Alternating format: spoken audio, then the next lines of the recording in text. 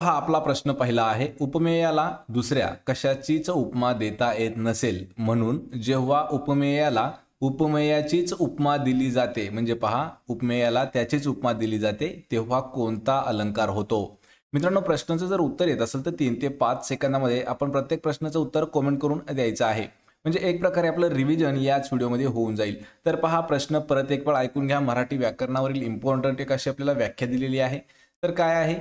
उपमेयाला दुसऱ्या कशाचीच उपमा देता येत नाही म्हणून जेव्हा उपमेयाला त्याचीच उपमा दिली जाते तेव्हा कोणता अलंकार होतो? आणि या प्रश्नाचं उत्तर होईल पर्याय क्रमांक 4, तर तेव्हा अनन्वय अलंकार होतो. पहा, अनन्वय अलंकाराची ही व्याख्या देण्यात आलेली आहे. याचं जर आपल्याला उदाहरण पाहायचं झालं तर मित्रांनो पहा, या ठिकाणी काय आहे, तर आपल्याला वाक्यावरूनच उदाहरण देखील देता येईल. तर पहा, उपमेयाला दुसऱ्या कशाचीच उपमा देता येत नाही म्हणून उपमेयाला त्याचीच उपमा दिली जाते तेव्हा अनन्वय अलंकार होतो. म्हणजे काय, तर पहा, आई सारखी आईच, आई सारखी आईच हे जे वाक्य आहे पहा, आई सारखी आईच, यामध्ये आईला दुसरी कोणतीही उपमा देता येत नाही म्हणून तीच उपमा परत दिलेली आहे, आई सारखीच आई. ऑप्शन क्रमांक 4 अनन्वय अलंकार आपले योग्य उत्तर होईल. यानंतरचा प्रश्न आहे पहा, तांडव करणे किंवा तांडव नृत्य करणे या वाक्प्रचाराचा समानार्थी असा खालीलपैकी कोणता वाक्प्रचार आहे? पहा, या ठिकाणी आपला वाक्प्रचार दिलेला आहे तांडव नृत्य करणे, तर याला समानार्थी असणारा वाक्प्रचार खालीलपैकी कोणता आहे? याचं उत्तर होईल पहा पर्याय क्रमांक 4, तर थैथयाट घालणे आणि तांडव नृत्य करणे या दोघांचाही अर्थ एकच होतो. लक्षात ठेवा, पर्याय क्रमांक 4 आपले योग्य आन्सर होईल. यानंतरचा प्रश्न आहे पहा, जगभरात जैवविविधता करार खालीलपैकी कोणत्या वर्षी अंमलात आलेला आहे? प्रश्न हा महत्त्वाचा आहे मित्रांनो. वनरक्षक भरतीसाठी हा 2 वेळा विचारण्यात आलेला आहे. 2019लाच 2 जिल्ह्यांसाठी हा प्रश्न विचारण्यात आलेला आहे. जैवविविधता करार खालीलपैकी कोणत्या वर्षी अंमलात आला? तर या प्रश्नाचं उत्तर होईल पर्याय क्रमांक 3 1993 या वर्षी. पहा, 1993 या वर्षी जैवविविधता करार जो आहे तो अंमलात आणण्यात आलेला आहे. ऑप्शन क्रमांक 3 आपले योग्य उत्तर होईल. त्यानंतरचा प्रश्न आहे, सुभाषचंद्र बोस यांच्या भारतीय राष्ट्रीय सेनेचे रेजिमेंटल मार्चिंग गाणे खालीलपैकी कोणते होते? पहा, कोणाचं दिलेलं आहे? डॉक्टर सुभाषचंद्र बोस यांचं राष्ट्रीय सेनेचे रेजिमेंटल मार्चिंग सॉन्ग जे आहे ते कोणतं होतं? याचं उत्तर होईल पर्याय क्रमांक 1, तर कदम कदम बढाये जाय हे जे आहे तर हे भारतीय राष्ट्रीय सेनेचं म्हणजे सुभाषचंद्र बोस यांच्या रेजिमेंटल मार्चिंगचं गाणं होतं. पर्याय क्रमांक 1 आपलं योग्य उत्तर होईल कदम कदम बढाये जा. यानंतरचा प्रश्न आहे, भारतीय चलनासाठी या चिन्हाची म्हणजेच पहा, याला आपण रुपीजचं चिन्ह असं म्हटलं जातं, तर या चिन्हाची रचना खालीलपैकी कोणी केली आहे? या ठिकाणी रचना याचा अर्थ होतो की ह्याला शोधून कोणी काढलेला आहे किंवा याला एक प्रकारे डिझाईन कोणी केलेला आहे. पहा, जे आर म्हणजे रुपीचं जे साईन आहे हे साईन आहे, तर या साईनचा संशोधक कोण आहे किंवा याला कोणी शोधला आहे? तर या प्रश्नाचं उत्तर होईल पर्याय क्रमांक 4, तर उदयकुमार यांनी रुपीच्या चिन्हाची हे केलेली आहे स्थापना किंवा एक प्रकारे त्याला आपण रचना म्हणू शकतो. ऑप्शन क्रमांक 4 आपले योग्य उत्तर होईल. यानंतरचा प्रश्न आहे, नव्याने नियुक्त केंद्रीय दक्षता आयुक्त आणि मुख्य माहिती आयुक्त यांना त्यांच्या पदाची शपथ खालीलपैकी कोण देतात? पहा, प्रश्न हा इम्पॉर्टंट प्रश्न आहे.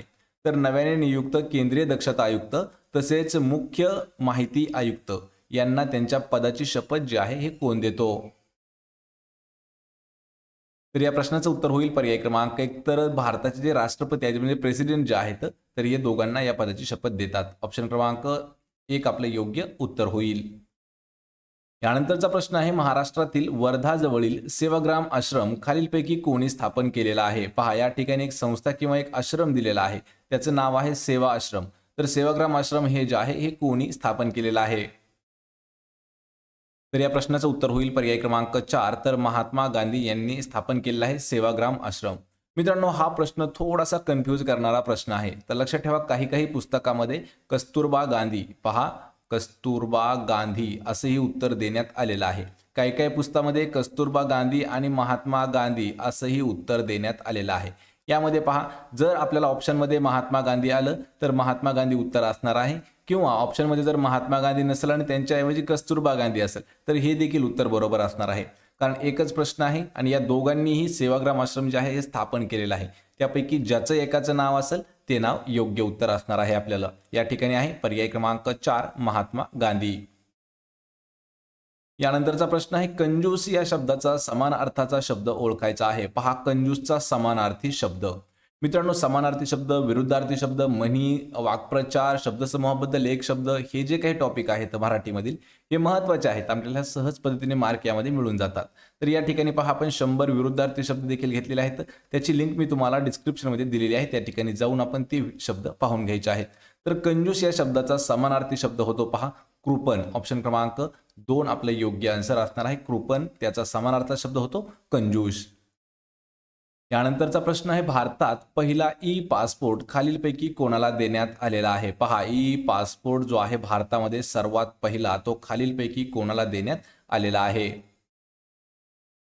आणि या प्रश्नाचं उत्तर होईल पर्याय क्रमांक 4 प्रतिभा देवीसिंग पाटील यांना भारतात आपल्या सुरू झालेला पहिला ई पासपोर्ट जो आहे तो देण्यात आलेला आहे. या ठिकाणी प्रतिभा देवीसिंग पाटील ह्या ज्या आहेत पहा, ह्या भारताच्या पहिल्या महिला राष्ट्रपती आहेत. पहा, भारताच्या पहिल्या महिला राष्ट्रपती ठरलेल्या आहेत. याच ठिकाणी पहा, याच्यावरच अजून दुसऱ्या महिला राष्ट्रपती कोण आहेत? तर सध्या कार्यरत असणाऱ्या द्रौपदी मुर्मू ज्या आहेत, ह्या भारतातील दुसऱ्या महिला राष्ट्रपती ठरलेल्या आहेत. नरेंद्र मोदी कोण आहेत? तर पंतप्रधान आहेत नरेंद्र मोदी. प्रणव मुखर्जी कोण आहेत? तर प्रणव मुखर्जी आहेत माजी राष्ट्रपती आहेत पहा देशाचे. लक्षात ठेवायचे, यामध्ये कन्फ्यूज व्हायचं नाही. प्रधानमंत्री आहेत नरेंद्र मोदी आणि राष्ट्रपती आहे सध्याच्या द्रौपदी मुर्मू. उपराष्ट्रपती विचारलं तर जगदीप धनखड. पहा, जगदीप धनखड किंवा धनखर हे जे आहेत हे सध्याचे उपराष्ट्रपती आहेत.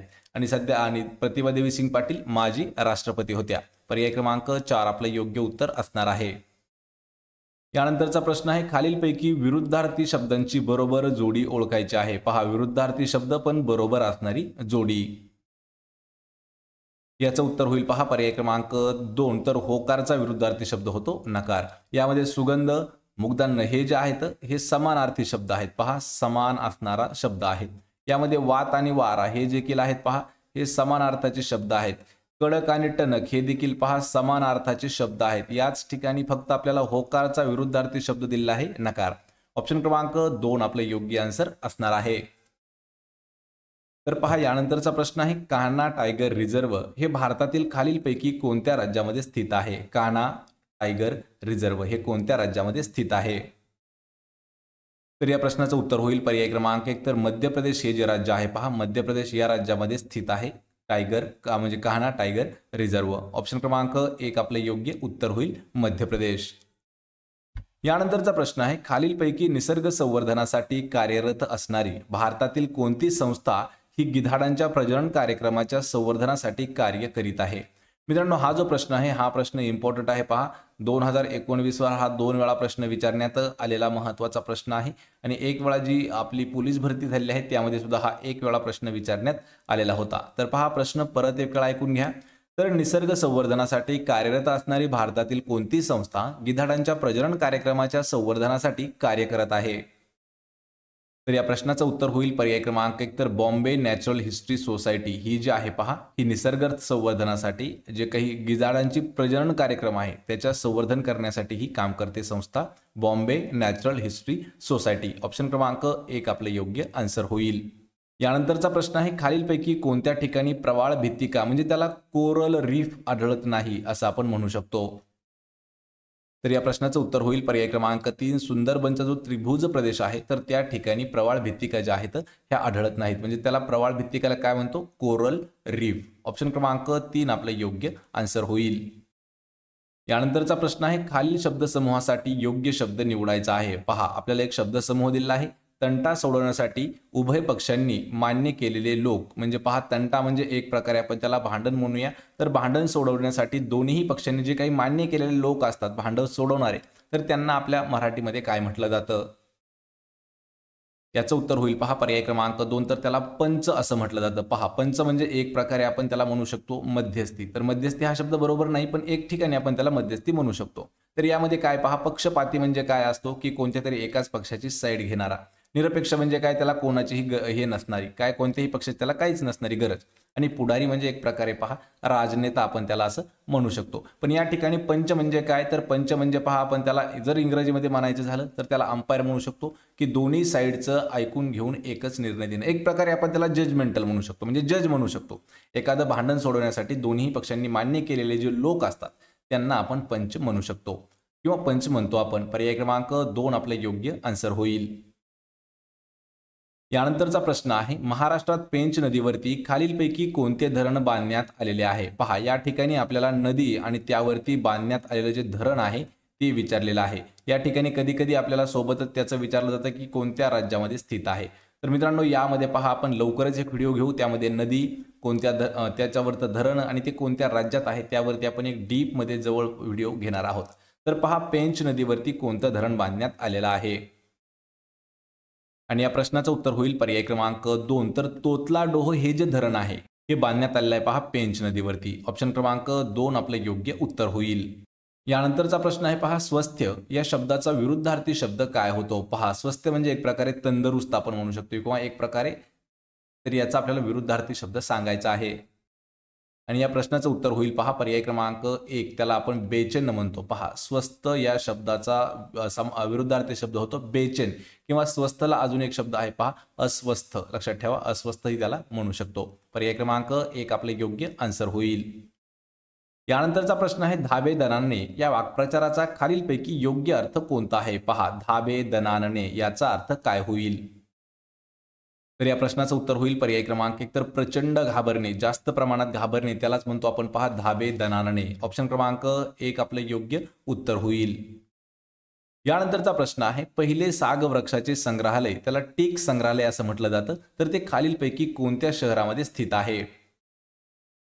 या प्रश्नाचं उत्तर होईल पर्याय क्रमांक 3, तर निलांबूर हे जे शहर आहे तर या शहरामध्ये आहे पहा आपल्या पहिलं साग वृक्षाचं संग्रहालय, त्यालाच की आपण टीक संग्रहालय असं म्हणतो. ऑप्शन क्रमांक 3 आपलं योग्य उत्तर होईल.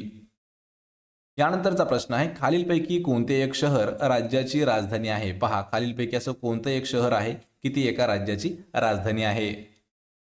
या प्रश्नाचं उत्तर होईल पर्याय क्रमांक 1, तर दिसपूर ही जी आहे पहा हे राजधानीचं एक ठिकाण आहे. लक्षात ठेवा, यामध्ये कोइंबतूर, अहमदाबाद आणि दार्जिलिंग हे जे नाहीत हे राजधानी नाहीत. दिसपूर जी आहे ही आहे पहा आसाम या राज्याची राजधानी. पहा, दिसपूर कोणत्या राज्याची आहे? आसाम राज्याची.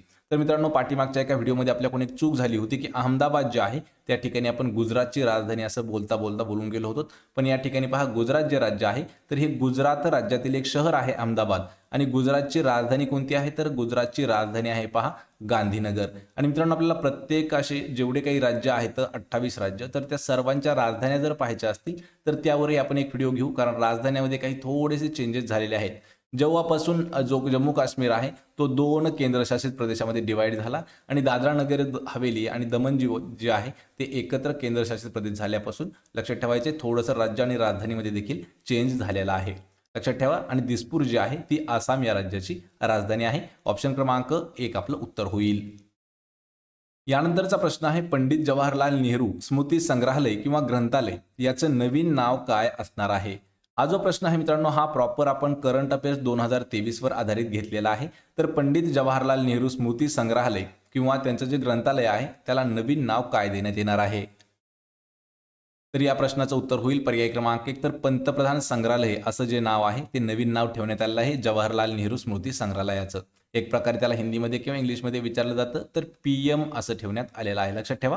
ऑप्शन क्रमांक 1 आपलं उत्तर होईल. आणि ही जी घोषणा आहे तर पहा, आज तारीख आहे 19 आणि ही जी घोषणा आहे ही 2 दिवसापूर्वी करण्यात आलेली आहे. 19च्या ऐवजी 17 जूनला. ऑप्शन क्रमांक 1 आपलं उत्तर होईल. यानंतरचा प्रश्न आहे, ठाणे क्रीक फ्लेमिंगो अभयारण्य खालीलपैकी कशाचं उदाहरण आहे? तर या प्रश्नाचं उत्तर होईल पर्याय क्रमांक 1, तर समुद्री आरक्षित किंवा संरक्षित क्षेत्र आहे पहा क्रिक म्हणजेच ठाणे क्रीक फ्लेमिंगो अभयारण्य. ऑप्शन क्रमांक 1 आपलं योग्य उत्तर होईल. यानंतरचा प्रश्न आहे, भारतातील क्षेत्रफळाच्या दृष्टीने सर्वात मोठ्या आकाराचं राष्ट्रीय उद्यान खालीलपैकी कोणतं आहे? आणि या प्रश्नाचं उत्तर होईल पर्याय क्रमांक 1, तर हेमिस राष्ट्रीय उद्यान जे आहे तर हे आहे पहा भारतातील क्षेत्रफळाच्या दृष्टीने सर्वात मोठ्या आकाराचं राष्ट्रीय उद्यान. या ठिकाणी पहा, क्षेत्रफळाच्या दृष्टीने सर्वात मोठा जिल्हा आपल्याला विचारला जातो हमेशा. लक्षात ठेवा. तर जिल्हा जो आहे क्षेत्रफळाच्या दृष्टीने तो आहे अहमदनगर. आणि नुकतीच सध्या अहमदनगरचे 2 जिल्हे असे करायची घोषणा केलेली आहे, म्हणजे विभागणी करा असं, त्यांचं फाळणी करा असं एक घोषणा करण्यात येत आहे. लक्षात ठेवा. आणि हेमिस राष्ट्रीय उद्यान जे आहे हे क्षेत्रफळाच्या दृष्टीने देशातील सर्वात मोठं असणारं राष्ट्रीय उद्यान आहे. ऑप्शन क्रमांक 1 आपलं आन्सर होईल. यानंतरचा प्रश्न आहे, महात्मा गांधी यांनी सत्याग्रह प्रथम कोणत्या ठिकाणी सुरू केला? प्रश्न हा महत्वाचा आहे. महात्मा गांधींनी त्यांच्या जीवनातील सर्वात पहिला जो सत्याग्रह आहे तो खालीलपैकी कोणत्या ठिकाणी सुरू केला होता? तर या प्रश्नाचं उत्तर होईल पहा पर्याय क्रमांक 2. तर गांधीजींचा सर्वात पहिला सत्याग्रह जो आहे तो चंपारण्य या ठिकाणावरती सुरू करण्यात आलेला होता. ऑप्शन क्रमांक 2 आपलं योग्य उत्तर होईल. त्यानंतरचा प्रश्न आहे खालील मन पूर्ण करण्यासाठी योग्य पर्याय निवडायचा आहे. पहा आपल्याला मन दिली आहे कोठे चंद्राचा ऐरावत नी पुढे डॅश जागा दिलेली आहे, तर त्या ठिकाणी योग्य मन जो उर्वरित भाग आहे तो निवडायचा आहे. आणि या प्रश्नाचं उत्तर होईल पर्याय क्रमांक 4 कोठे श्याम भट्टाची तट्टणी. लक्षात ठेवा पूर्ण मन काय आहे? कोठे चंद्राचा ऐरावतनी कोठे श्याम भट्टाची तट्टणी. ऑप्शन क्रमांक 4 आपलं योग्य उत्तर होईल. तर पहा याला समानार्थी अजून एक मन कोणती आहे? कहा राजा भोज कहा गंगू तेली असं दिलेलं आहे, त्यामुळे पर्याय क्रमांक 4 आपलं आन्सर होईल. त्यानंतरचा प्रश्न आहे मराठा साम्राज्यात गोळा केलेले कर खालीलपैकी कोणत्या नावाने ओळखले जात असे? पहा मराठा साम्राज्यात जो काही टॅक्स गोळा केला जायचा तर त्या टॅक्सला कोणतं नाव होतं? या प्रश्नाचं उत्तर होईल पर्याय क्रमांक 1 तर त्याला चौथ असं म्हटलं जातं. पहा चौथ हा जो शब्द आहे हा म्हटला जातो कशाला? तर मराठा साम्राज्यामध्ये गोळा केलेला टॅक्स. ऑप्शन क्रमांक 1 आपलं उत्तर होईल. यानंतरचा प्रश्न आहे युनेस्को हेरिटेज साईट राणी की वाव गुजरातच्या खालीलपैकी कोणत्या जिल्ह्यामध्ये स्थित आहे? मित्रांनो हाच प्रश्न आपल्याला 2 वेळा विचारण्यात आला आहे आणि दोन्ही वेळा हा वेगवेगळा विचारण्यात आला आहे. तर पहा युनेस्को हेरिटेज साईट राणी की वाव कोणत्या राज्यामध्ये स्थित आहे असा प्रश्न विचारला होता. तर लक्षात ठेवायचे त्याचं उत्तर आहे तर गुजरात या राज्यामध्ये स्थित आहे. आपल्याला यावेळी प्रश्न विचारला की गुजरात राज्यामध्ये असून कोणत्या जिल्ह्यामध्ये स्थित आहे? तर पहा याचं उत्तर होईल पर्याय क्रमांक 2 तर पाटण हा जो जिल्हा आहे आणि गुजरात हे जे राज्य आहे यामध्ये स्थित आहे राणी की वाव आणि ते जे एक आहे ते युनेस्कोचं हेरिटेज साईट म्हणून आहे. ऑप्शन क्रमांक 2 आपलं योग्य उत्तर होईल पाटण. यानंतरचा प्रश्न आहे पहा बटरफ्लाय स्ट्रोक हे शब्द खालीलपैकी कोणत्या खेळाशी संबंधित आहेत? Butterfly stroke. तर या प्रश्नाचं देखील उत्तर होईल पर्याय क्रमांक 3 तर जलतरण म्हणजेच पहा स्विमिंग या खेळाशी संबंधित आहे बटरफ्लाय स्ट्रोक हे शब्द.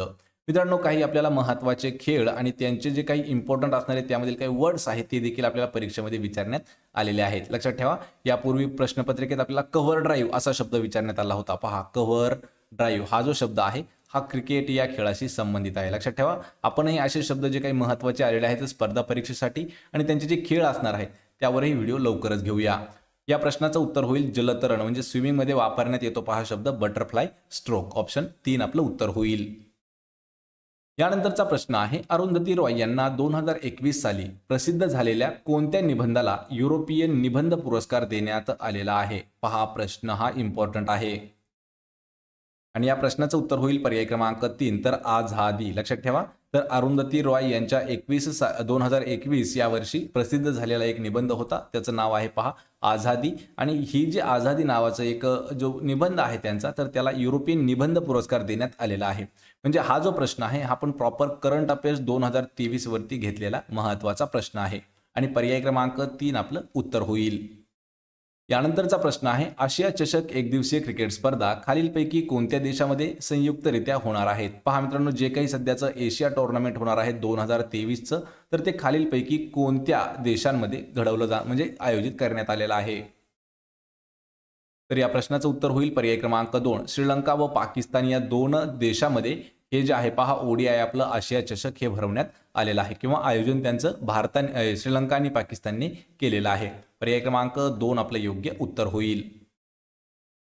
यानंतरचा प्रश्न आहे शहीद सैनिकांच्या स्मरणार्थ संयुक्त राष्ट्रामध्ये स्मारक भिंत उभारण्यासाठी खालीलपैकी कोणत्या देशाने प्रस्ताव मांडला होता?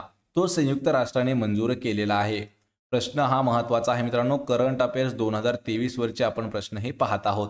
तर पहा शहीद सैनिकाच्या स्मरणार्थ किंवा सन्मानार्थ संयुक्त राष्ट्रात भिंत म्हणजे स्मारक भिंत उभारण्यासाठी कोणत्या देशाने एक प्रस्ताव केलेला होता तर त्या प्रस्तावाला संयुक्त राष्ट्राने नेमकंच मंजूर केला आहे आणि या प्रश्नाचं उत्तर होईल पर्याय क्रमांक 3 भारताने तो प्रस्ताव जो आहे तो मांडला होता.